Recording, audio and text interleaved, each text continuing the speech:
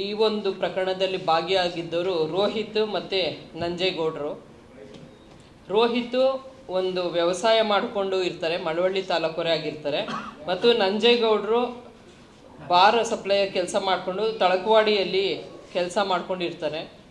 ಇವರು ಸೆಕ್ಯೂರ್ ಮಾಡಿ ಇವ್ರನ್ನ ವಿಚಾರಣೆ ಮಾಡಿದಾಗ ತಿಳಿದು ಬರ್ತದೆ, ಗುರುಪ್ರಸಾದ್ ಅಂತ ಹೇಳ್ಬಿಟ್ಟು 2025ನೇ ಇಸವಿಯವರೆಗೂ ಇವರು ಒಂದು ಅಫೆನ್ಸಲ್ಲಿ ಇದೇ ಥರ ಒಂದು ಚೈನ್ ಸ್ನ್ಯಾಚಿಂಗ್ ಮಾಡ್ತಾ ಇರ್ತಾರೆ ಮಾದೇಶ ಅನ್ನೋರ ಜೊತೆ ಸೇರಿಕೊಂಡು.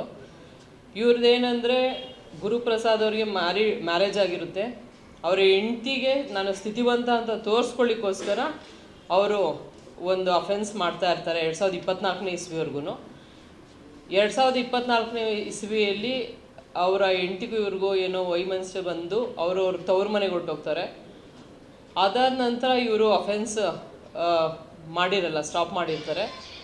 ನಂತರ ಅವರು 2025ನೇ ಇಸ್ವಿಯಲ್ಲಿ ಅವ್ರ ಹೆಂಡತಿ ಸೂಸೈಡ್ ಮಾಡ್ಕೊಂಡು ಇರ್ತಾರೆ. ಒಂದು 306 ಕೇಸ್ ಆಗಿ ಅದರಲ್ಲಿ ಆರೋಪಿಯಾಗಿ ಅವರು ಜೇಸಿಲಿ ಇರ್ತಾರೆ. ಅಲ್ಲಿಂದ ಹೊರಗಡೆ ಬಂದ ಮೇಲೆ ಇವರು ಟೀಮ್ ಕಟ್ಕೊಂಡು ಮಾಡ್ತಾ ಇರ್ತಾರೆ. ಅಂದರೆ ಏನಂದರೆ ರೋಹಿತ್ ಮತ್ತು ನಂಜೇಗೌಡ ಇವರು ಕಳ್ಳತನ ಮಾಡಿಕೊಂಡು ತೊಗೊಂಡು ಬಂದು ಕೊಡೋದು, ಇವರು ಅದನ್ನು ಡಿಸ್ಪೋಸ್ ಮಾಡೋವಂಥದ್ದು ಮತ್ತು ಹಂಚ್ಕೊಳ್ಳೋಂಥದ್ದು ದುಡ್ಡು, ಈ ಕೆಲಸವನ್ನು ಮಾಡ್ತಿರ್ತಾರೆ. ಈ ಒಂದು ಇಷ್ಟು ಅಕ್ಯೂಸ್ಡಲ್ಲಿ 4 ಜನ ಅಕ್ಯೂಸ್ಡಲ್ಲಿ ಟೋಟಲಿ 16 ಪ್ರಕರಣಗಳು ಪತ್ತೆಯಾಗಿರ್ತದೆ. 16 ಪ್ರಕರಣಗಳ ಪೈಕಿಯಲ್ಲಿ 2022ನೇ ಸಾಲಿನಲ್ಲಿ 2 ಪ್ರಕರಣಗಳು, 23ನೇ ಸಾಲಿನಲ್ಲಿ 8 ಪ್ರಕರಣಗಳು, 2024ನೇ ಸಾಲಿನಲ್ಲಿ 2 ಪ್ರಕರಣಗಳು, 2026ನೇ ಸಾಲಿನಲ್ಲಿ 4 ಪ್ರಕರಣಗಳು ಪತ್ತೆಯಾಗಿರ್ತದೆ.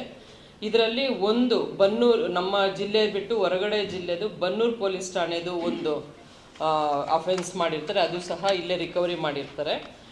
ರೋಹಿತ್ ಮತ್ತು ನಂಜೇಗೌಡ ಅವರ ಪಾರ್ಟ್ನರ್ಶಿಪ್ಪಲ್ಲಿ 4 ಕಡೆ ಚೈನ್ ಸ್ನ್ಯಾಚಿಂಗ್ ಮಾಡಿರ್ತಾರೆ. ಗುರುಪ್ರಸಾದ್ ಮತ್ತು ಮಾದೇಶ ಅವರು ಒಟ್ಟಿಗೆ 8 ಪ್ರಕರಣಗಳಲ್ಲಿ ಭಾಗಿಯಾಗಿರ್ತಾರೆ. ಗುರುಪ್ರಸಾದ್ ಮತ್ತು ರೋಹಿತ್ ಅವರು ಒಟ್ಟಿಗೆ 4 ಚೈನ್ ಸ್ನ್ಯಾಚಿಂಗ್ ಪ್ರಕರಣಗಳಲ್ಲಿ ಭಾಗಿಯಾಗಿರ್ತಾರೆ.